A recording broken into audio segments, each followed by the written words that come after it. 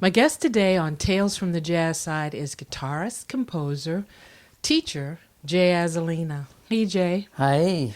Thank you so much for being a guest today. Yes, thank you for coming to my house. It's a beautiful house. It's exciting. Hastings on the Hudson. Should I Yeah. be saying that to people or no? Sure, why not? Okay, well, you and I met back in '93. That was my first time on tour with Michael on the Dragonfly Summer Tour. Right. Now, was that the first time you were playing with Michael, or were you on the show before that? I mean, doing a tour before that? Jeez, boy. This is tough, man. This is tough. Let me get my date book out from 1992. I think that was probably the first. Maybe there was something before that, but no, I think that was it. Dragonfly, yeah. Yeah, because that was the first one from that. Now, how did you get that gig? Do you remember? You know, I think we were both at the same audition Yeah, on that day. we were. So it was in the city somewhere. I can't remember I think where. on 11th Avenue. That's when and I the first met you. Yes. So we had to audition. I don't know if people audition for gigs anymore. Yeah. Well, apparently, according to Charles, he was on our last month's episode. He said that I was kind of pretty much picked out by that time, but they just had me there for some reason. I don't know why they had me there. Well, Charles recommended me for the audition. Okay. So that was the connection. Okay. Yeah.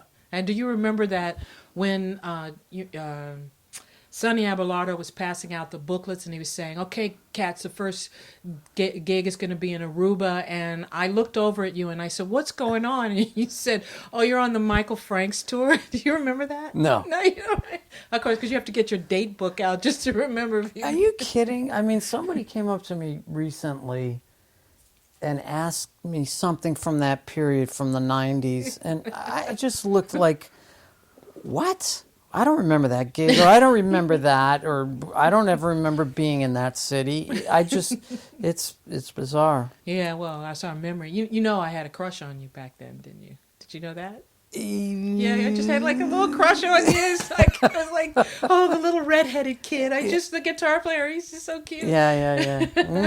Okay. All right. Well, now you know. Yeah. This is Thank God we're doing this interview. okay. So anyway, you started, according to your biography, you started on trumpet and piano, and then you moved to guitar, right? And that your father owned a music store. Right. Now, how did that? Were you just like running around in your father's shop, Kind of. playing different things? I started on trumpet probably at 6 or 7. My dad was a trumpet player. Okay. And and he had this business, and he had a pretty big store, and this was in the 60s and 70s, and everybody was buying guitars and drums. Okay. I mean, it was just thriving. Mm-hmm. So I would go down there after school and work, and then I started teaching. I was taking lessons from guitar teachers in the store. Okay. And then it was great because every guitar that was popular he would sell. And he would say, "Yeah, what do you think of that guitar?" And I'd say, "Well, I'd like to take it home and try it." He said, "Go ahead." So I got to take home everything. Okay. So, and I can't tell you how many guitars I took and never returned, and ended up selling. Oh, really? Oh yeah, I'm one of those guys that sell something to buy something else. Wow. So it's do very. you remember what you were bought when you would sell those? Or just other guitars? Other guitars. Okay. And I regret it because there's so many guitars that I wish I had that I hadn't let go. Oh, and they were like old classic ones?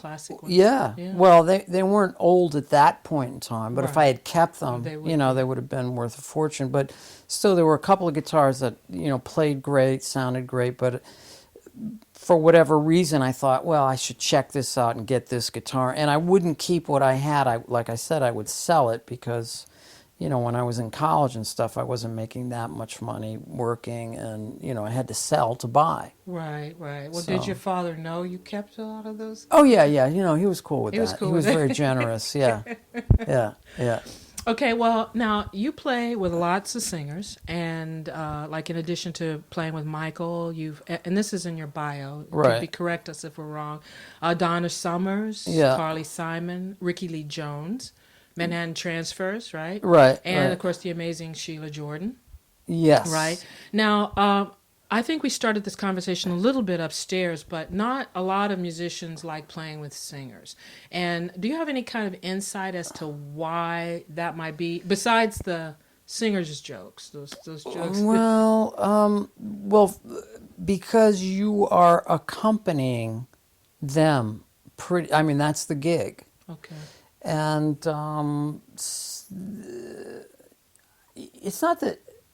I mean, I enjoy working with singers for that reason, to really hone in on the best way to accompany, to make them sound good, to be creative but not too creative so it throws them off. Yeah. And that can happen, especially with jazz musicians. I mean, you have a lot of knowledge about harmony, and if you go too crazy substituting chords and stuff, it can be inappropriate and bothersome to the singer. So it's kind of a fine line to, like I said, be creative and yet not step over the line. Right, right. So, and every singer is different too. I mean, I worked with a famous singer and we were recording. It was actually a TV show, Okay. and she just stopped. We were rehearsing before the recording. She just stopped and she looked at me and she said, "It's all about me." Oh, really? That was it. Really? Yeah, I can't tell you who it was, but That's okay. You'll come out in the book. so that of course that became a title of a song for my next record. Really? Oh Really? yeah, it's all about me. Actually, there's it's all about me and it's all about you. That Okay. was the other song that I wrote. Okay. So like So a mirror. That's what that was really about. That was kind of the driving thing under that. Oh yeah, and it really stunned me. And I didn't think I was stepping over the line, but I Right. guess I was. Right. So it depends on the singer too. Yeah. You know. Yeah. That's very Like someone interesting. like Sheila Jordan loves that, for you Yes. to, just go off and, stay within, the solar system, but you can still take a lot of liberties. Yeah. But other singers, it's not cool. It's more, you have to be more where they can recognize where they are in a song, perhaps. Yeah. And like she said, it's all about me. Don't shine too much. Wow. Wow. Well, I know people have asked me, and that's actually an interesting point you make, because a lot of people have asked me, when are you going to record with a guitarist? Because I've not done that yet. I've played with guitarists, but not really. And I love guitar players, but they're more older school cats like Wes Montgomery and Charlie Christian, Grant Green, Django, right? Joe Pass. I mean, his stuff with Ella is amazing. Paco de Lucia. But I think that when jazz expanded and it went into jazz fusion, moved into jazz, I kind of got disconnected from guitarists. And I think a lot of that, when you were talking earlier, is because I felt it was really it became less of a cooperative effort and more of who is shining or whatever. But anyway, when we were out playing with Michael, and you would do your time would come for your solos and everything, and I'd be standing on the side, and one of the things that really was amazing to me was that you presented the guitar in your solos to me in a way that helped me understand, the potential of the sound of the guitar and what you could actually create out of it. But it was more like an honest movement, toward this truth and this expression, and it was a passion there, and it really helped me see that it isn't really the instrument per se, but it's actually the person playing the instrument, and how their desire to move toward this truth and purity, that's what's really reflected. And oddly enough, that altered the way I perceived fusion jazz guitar from the original, just because your solos were so, and still are, unique and very. It's just so sensitive. I've always loved your playing, and I Oh. won't go on and on and on and embarrass you because I promise people that I don't do that. But Plus, you had a crush on me. and I had a crush on you on top Wow. of it, so it Could was you just imagine? like, oh my god, it was like, oh my god, he's playing a solo, you know. And so it really did, and I think the crush helped me really move past that, to let go of some of the restricted views that I had about what was possible. Well, I think, I mean, what you're saying about the honesty, I think that's what every musician strives towards. I mean, I can't, a lot of musicians, look at, there's so many different approaches to playing music. You know, some people focus on technique, some people focus on, I want to sound like this person exclusively. Some people focus on some inner recognition of what they're trying to present.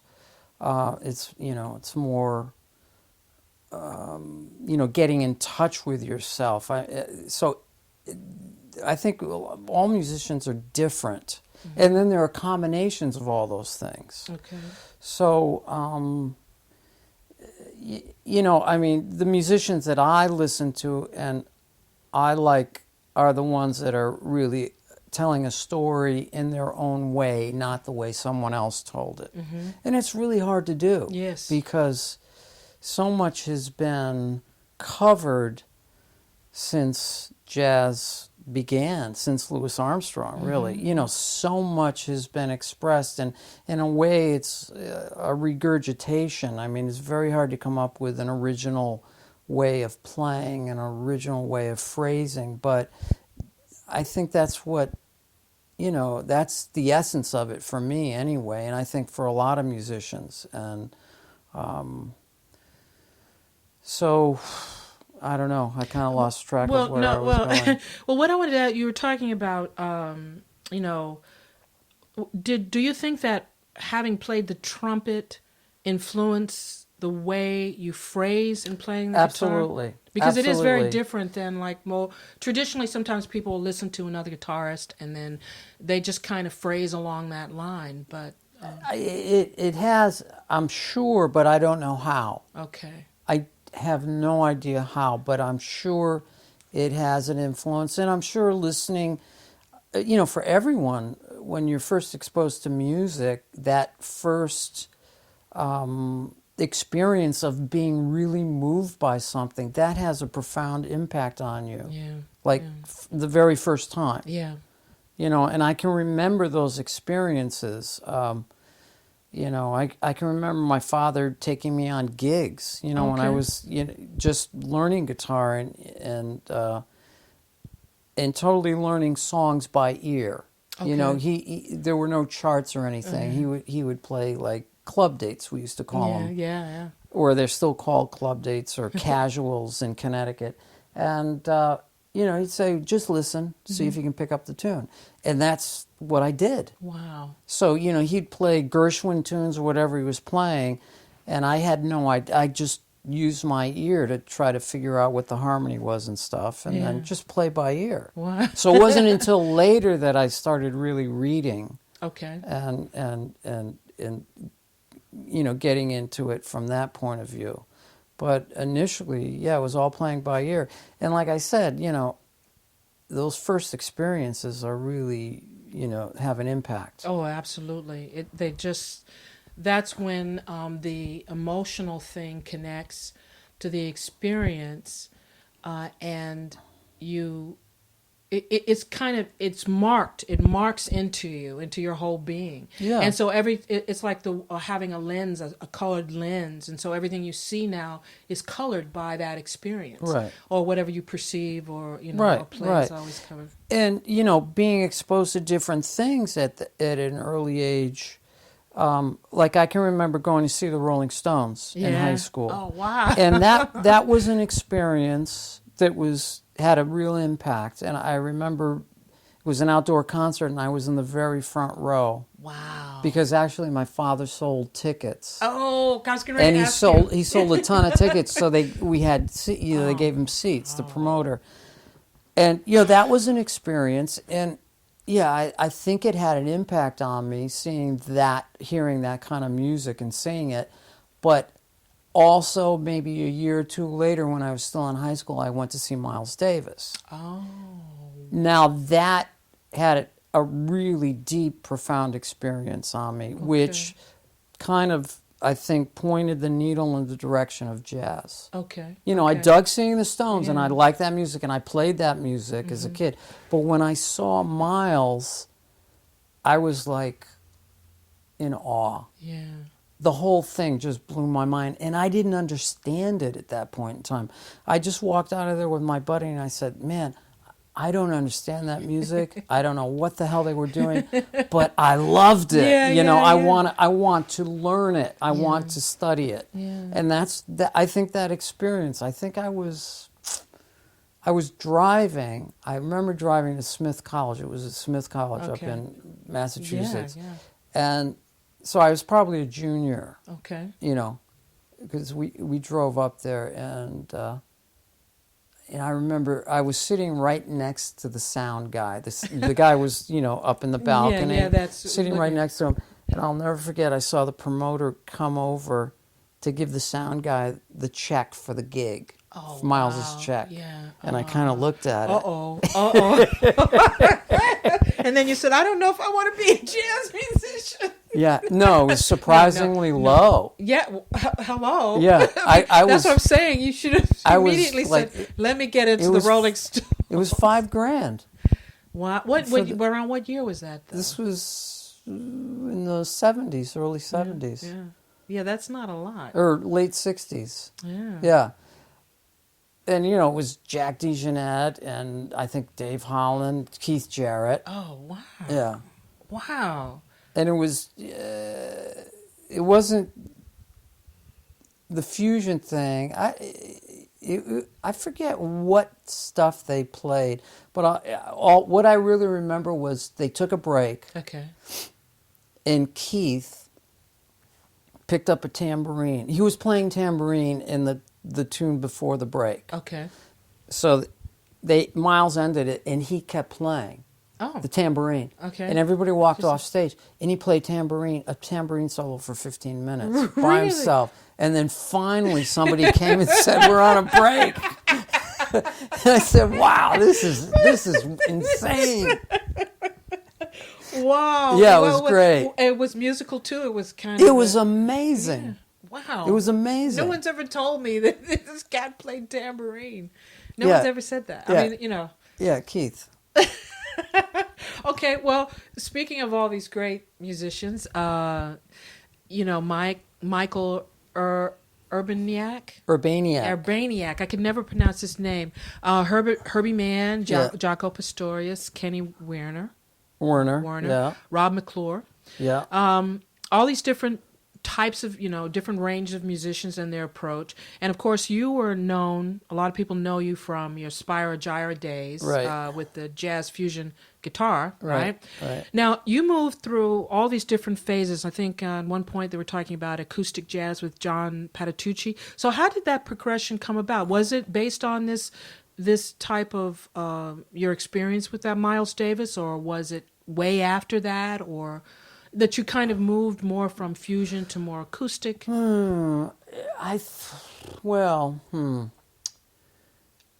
Yeah, I think the older I got, the more I started exploring more traditional jazz. Okay.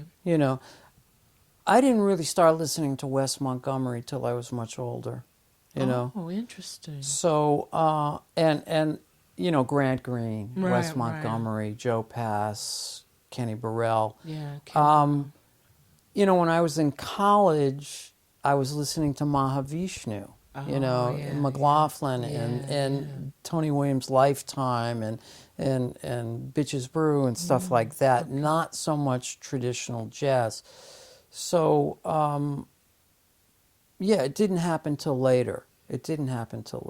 Oh, interesting. Yeah. It's like the reverse for me. Right. Yeah, because I started with that, and then now I'm okay. So now, in recording your own CDs, okay, of original compositions, uh, do you write thematically, like say I have a concept and I'm focusing on guitar and bass, or I want this around like a suite of songs, or are they just random over a period of time that you put them together? Because you mentioned earlier being inspired by the singer telling you that it's all about me, and then you did the mirror song. Right. I guess my motivation is if there's a deadline, like Oh, if, let's say, for instance, I just did a record about in January, and I knew I had to write. okay. I knew I had to write. It's a collaboration. It's everybody wrote two or three tunes, Okay. and so I knew I had to, produce something. So I'll just sit down and whatever comes. So, I mean, I have a routine that basically I need a melody of one or two bars, and then that's it. Okay. Or a bass line. Okay. Like this one tune came out of a bass line with no melody, but it had this bass line that's like a 8-bar bass line that Okay. repeats in one section, then it goes to a totally different place.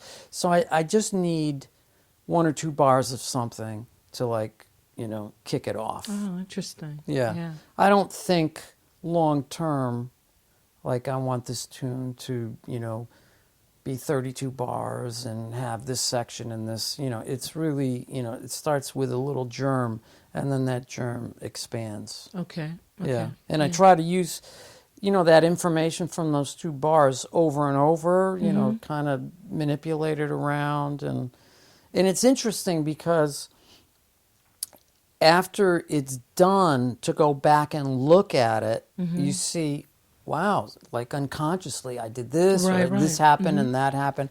And that's what's really fun about Oh, writing. okay. Kind of like analyzing it after the fact, Yes. rather than analyze it during it. Yeah, which is, I think it makes the difference between how organic it is. Like I was talking to Travis the other day about musicians. You can like learn your instrument inside and out. You can perfect that instrument, know everything about every note and how to play every note. But if you don't like let it go, if you don't at the moment be in the moment and then just release all that's there, it loses its freshness, because you can hear the patterns. When people are focused on the patterns of things, and sometimes when like some of the greatest recordings were just right then and there. Cats went in and they just threw it down, and that was it. And then there are some recordings that, of course, are done over and over, and Right. people go back and for me, I always can sense and feel that when I'm listening to that kind of, it's they're trying to get something right, as opposed to Right. just having this organic, this total flow of, okay, this is it. This is what I'm saying, and Right. it's a done deal. Right. And sometimes it's hard because there'll be imperfections in that. Yes. Yes. And nowadays it's so easy to fix Oh, things. please. So it's sometimes hard to let go of that. But sometimes you have to fix things. I mean, you just can't let them go. Really? Now, You have to. Do you play with everybody live and then do the one recording, or do you come back in and do pieces? Well, it's interesting. Yeah, we did 2 days live, and with isolation, so that things could be fixed. I mean, that's generally how things are done. Yeah. And like I said, you try not to like go in and redo things unless you have to. If you're playing a melody with a sax player and you hit a note, Yeah, that's well, then you have gotta- to fix you it. gotta Yeah, punch that in. But fixing every little mistake in a solo is, that's probably not the best Right way to go about recording it. Yeah. Now, do you how do you what's the process that you use to choose who you're going to have on your CDs, like who you want to work with? Do they vary based on the project or the feel of? Yeah. It's like, for instance, this latest recording. I didn't know two of the guys in the band at all, but I've been playing with Adam Nussbaum for years and years. Yeah. And he was in Europe. I think he was in Italy, and he said, "Man, I worked with this bass player from Rhode Island that sounds incredible, and he's got this sax player he uses. We should try to do something." And I said, "Fine," because I'm up in Rhode Island a lot anyway, because we have a house up there. And so I forget who booked this gig, but this gig was booked for this quartet, and we had never played at this place called The Spot in Providence, which is pretty much a rock club, but occasionally they have other stuff. Okay. So we did the gig, and I had written some of this new stuff, and everybody wrote. So we were doing the gig and reading. I mean, it was like one of those kind of gigs. Kind of, really. Oh, yeah. Now, what are we doing here kind of thing? But there was a guy in the audience who owns this record company. And after the gig, he said, "I want to record you guys." Wow. So it was crazy, I mean, that happens, but I haven't heard of that happening in a long time. In a long time, It's like, I want to record you, I'm going to pay for it, blah, blah, blah. So that's what happens. Oh, wow. And this is a guy, all the cats are going to run up to Providence now. And try I'm not saying anything. Don't say else. the name of the club. Now, that's a new one, a new project you're working on. Yeah, it's not going to be out until probably August or September. Okay, but you finished Local Dialect. Yes. That's getting like amazing reviews. Really? Yeah. Well, it's old. Yeah, but still, I was looking online around it, and that was a kind of a culmination of all of your experience of. Well, that of was just a playing cathartic. That was, my wife had just passed, and I was down here in this basement like 8-9 hours at a stretch. Okay. That's all I did was come down here and write. Okay. It was like being in a black hole. I just remember time didn't have any value. I could be down here for 7 hours and it felt like 20 minutes. So that's how that came about. And at the time, I was just writing everything on the computer. I wasn't using a pencil and paper. And, I was into doing that, learning how to, manipulate things through the computer and write. And so that's how that whole thing came about. But that was, you talk about eclectic. I mean, there's so many different types of music on that. I mean, it's all my music, but in terms of feels and grooves, it's great. It's all over the place, and maybe it works and maybe it doesn't work, but it did matter. That's what I wanted to do at that point in time. Yeah, and how did you get the name Local Dialect? I don't know, it just came to me. Yeah, it's a great name. It really is because it is all the different ways one can communicate. And tell your story or tell how you feel, and it's local because it's you. Yeah. So yeah. It really is. It's a great title. Oh, thanks. Yeah. Yeah. So we're talking about basements, right? Yeah. And we are in a basement right now. So you don't have to walk down into the basement with me. But since we're already here, are you ready to stay with me here in the basement? Yes. For a minute? Yes. Okay. All right. These are the 3 questions I always ask. Musicians for the show, because the show is, around things that are scary. Right. Okay, so now, first question. What is the scariest subject in any medium? This can be a painting, a photograph, a book, movie, TV show, radio broadcast, dreams, real life, something outside of music. People were afraid of Ebola, and other people are, and just any type of what is the scariest subject that you've encountered that kind of scares you? Well, I mean, the first thing that comes to my mind is a total current event. The German airline that went down. Oh yeah. With the actions of the co-pilot. I mean, that is the most horrific thing. I mean, yes, there are other things that could happen, but in terms of what has just recently happened, people are taking a flight, basically a commuter flight. It was an hour and a half flight or 2 hours, and this guy from out of the blue Right. just takes the plane down. Wow. Yeah, that's right. It's just, it's hard to comprehend. Yeah. And you fly a lot. You know, I used to. I haven't been flying that much lately. But, yeah, I mean, you think about your own, experience flying, and then you have tons of friends that fly a lot, Yeah, I so fly a lot, so, yeah.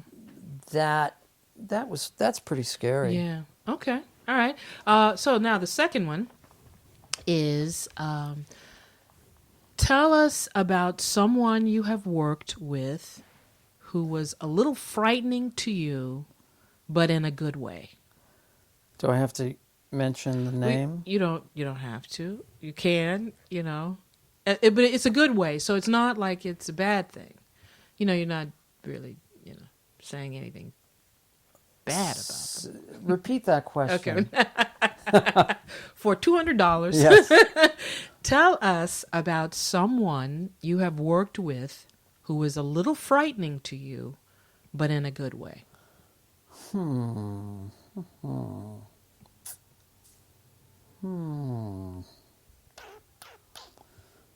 Boy. This is why I send the sheets out. Well, I It's gonna be guess a few, when you work with someone that you really revere, and it doesn't happen that often. I mean, most of the gigs that I do are with people that I've played with a lot, but you do get a call from blah blah blah. Could you do this? Or so I've had experiences where I've played with some of my idols. Okay. And the people that I look up to, that I put up there on the pedestal, they all have an intensity about them. Yes. When they're on the bandstand, even sometimes when they're off the bandstand, but I find that varies. Okay. So when you're on the bandstand, you sense that intensity, and it can be frightening.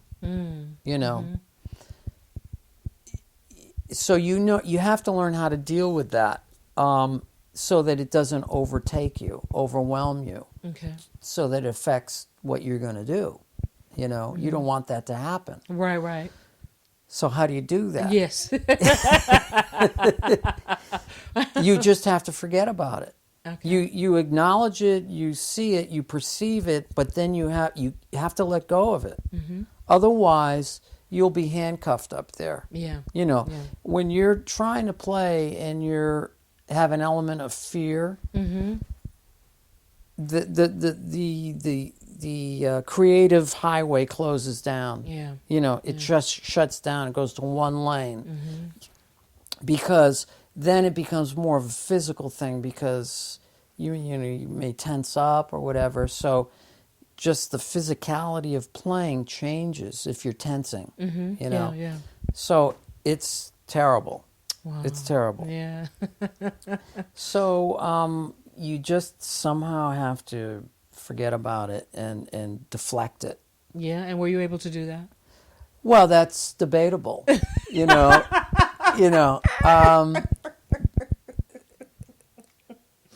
It's debatable. Well, It's hard to be subjective when you're in a situation. Oh, yeah. Like a high stakes situation. yeah. You're playing with Mike Brecker. Yeah. Yeah. So yeah, I mean, and the guys, like somebody like that is it's great. Yeah. It's great. And that's the other thing you have to realize, that if you're in that situation, even though it's there's a lot going on, you're processing and you may be afraid and you sense this intensity, the beauty of the experience has to trump Yeah. all the fear. Yeah. You have to say, oh man, this is incredible. Listen to what this guy is putting down. Yeah. Yeah. And, you want to participate in the best way that you can while that's going on. So, yeah. And sometimes you're successful and sometimes you're not. Yeah. So, what are you going to do? Right. That's actually a great answer. Okay, so is our last one. Mm-hmm. What is the scariest thing that has ever happened to you while performing live? Okay. Would recording qualify? You could actually include a recording, but it's also I thought about this. Yeah. Okay. Well, the thing that freaked me out recording the is great most. and live too if you have one on that too. Okay. Well, the recording. There's a luthier guitar builder, Ken Parker, Okay. who I was working with for a while. This was probably about 8 years ago. And he makes art. He makes tons of different guitars. Rock guitars, but he makes an archtop jazz guitar too. And he had just finished designing this guitar, and I think it takes him at least 6 to 8 months just to build one. Wow. And they're very expensive. At that point in time, they were like 30 grand. And they're called arch tops? Archtop is a style of jazz guitar. It's hollow inside. Okay. It's the tradition, like a Wes Montgomery. Okay, yeah, that would be an okay. archtop. Okay. But he totally changed the design. It was very unique.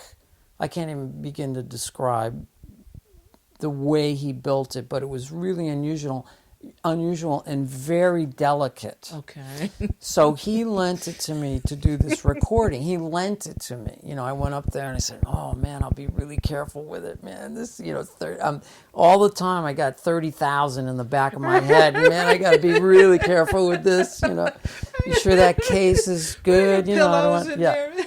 exactly. So I take it out. Mics are all set up, and I'm playing. And I remember it was in the middle of the summer. It was super humid, like a long stretch of humidity. Mm-hmm. It was terrible. So I'm playing and playing, and I'm playing kind of hard. And I'm thinking, you better not play too hard. This thing is pretty delicate. 30,000, right? 30,000. Right. So all of a sudden, I'm playing, and I hear this bang. I couldn't even tell you the sound. It was just a crazy sound, like all the strings just popped, kind of sound. Right. And I looked down, and the bridge had broken, and the seam of the guitar came out. In other words, the glue just separated, and the whole top of the guitar came off. Oh my God, Jay.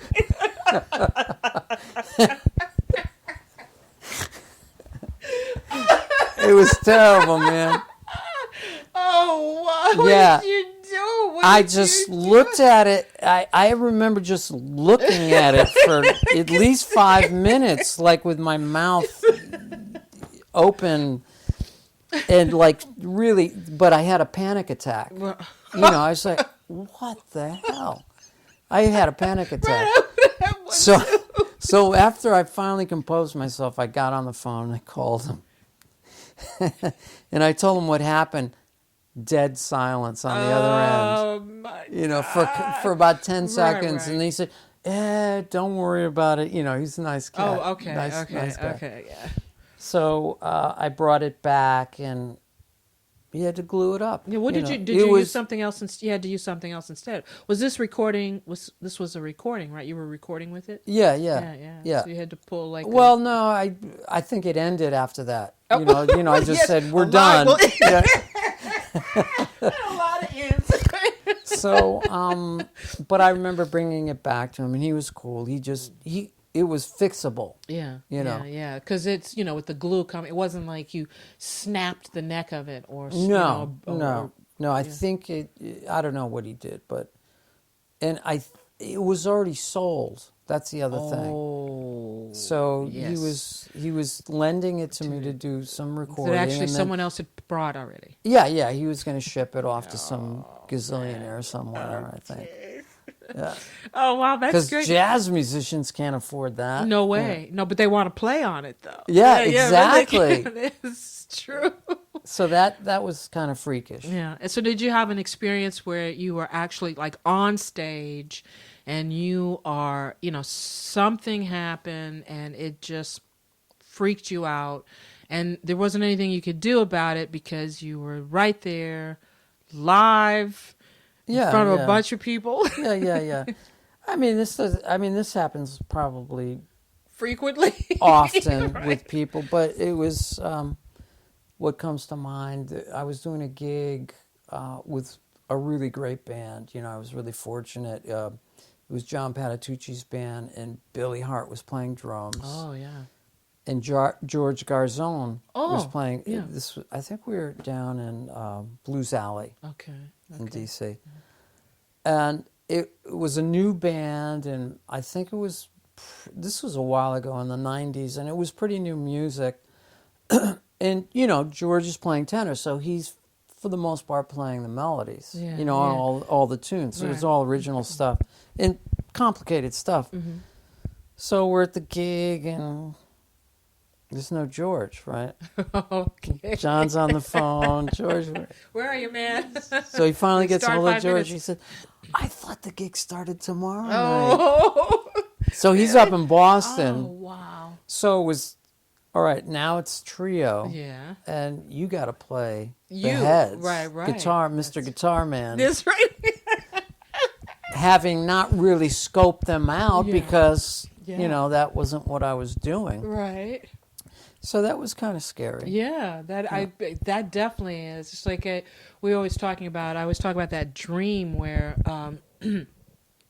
I work on this music and I learn all the songs, all the lyrics, and it's kind of complicated music, and I learn all of it, and then right before I go on stage, this is my time, my chance to shine in front of hundreds of thousands of people. It's my gig. I'm, the headliner, all of it. And somebody comes up to me with all this new music and stuff and gives it to me and say, "Oh, look, all the songs are brand new. This is different. This is all new lyrics." That's the dream. That's a horrible dream I have. And those are the kind of feelings you get when you think about, what could possibly be the worst thing. So now, if you had in telling young people or young musicians or people starting out as artists and playing jazz or any kind of music, if you could give them some advice about just the industry itself, or you could share something with them, do you have anything you want to? Well, Because you've been doing this a long time, and yeah, know- that makes me think of when you go into the city to certain clubs and hearing all these young players. There used to be a place in Astoria called Blackbirds that would have jazz. It was like an open jam on Sundays. Yeah. And a couple of friends of mine would play there. So I'd go down there and I would play, but it really gave me a chance to hear all these young people, guitar players, sax players, trumpet players. And, Astoria, is so concentrated with musicians. So, and there are, Smalls has the jam session and stuff, but I don't go to that. It's too late, so I don't get to hear a lot of young cats. But that was a place where I heard so many people that really play great, these guys. Yeah. And, I'm just wondering, how do you survive in today's world? Yeah. When I first moved to New York in the early 80s, there was so much work. Yeah. There was still recording work. Mm-hmm. There was club dates. Yeah. There was, if you wanted to do that. And that's what I did, because I had to make some money. So I played, weddings and bar mitzvahs and stuff. But I remember doing 5 gigs a weekend and making some really good money. Yeah. Mm-hmm. But there's not a lot of that. There's not much recording. So I'm thinking to myself, what do these guys do? they're not, I don't think they're focused on that. I think they're so focused on learning music and learning how to play their instrument. Okay. And that's all you can do. Okay. And I mean, if it's in your blood, you have to do it. And you have to put in, as much effort as you can to get as good as you can get and hope for the best. Okay. So, yeah, I think it's tougher now. I think, it's harder to survive. It's harder to pay the rent because there's less opportunity. But that doesn't matter. I mean, if it's something you have to do, you have to do it. Yeah. And you just have to, make the best attempt, stab at it and see what happens. And then switch gears if you have to. Right, if it doesn't, or leave New York. I mean, New York, like I said, everybody is here. Everybody comes here. You don't have to stay here to play jazz. You can go back to Cleveland or back, and see what you can muster up there. But yeah, you have to do it.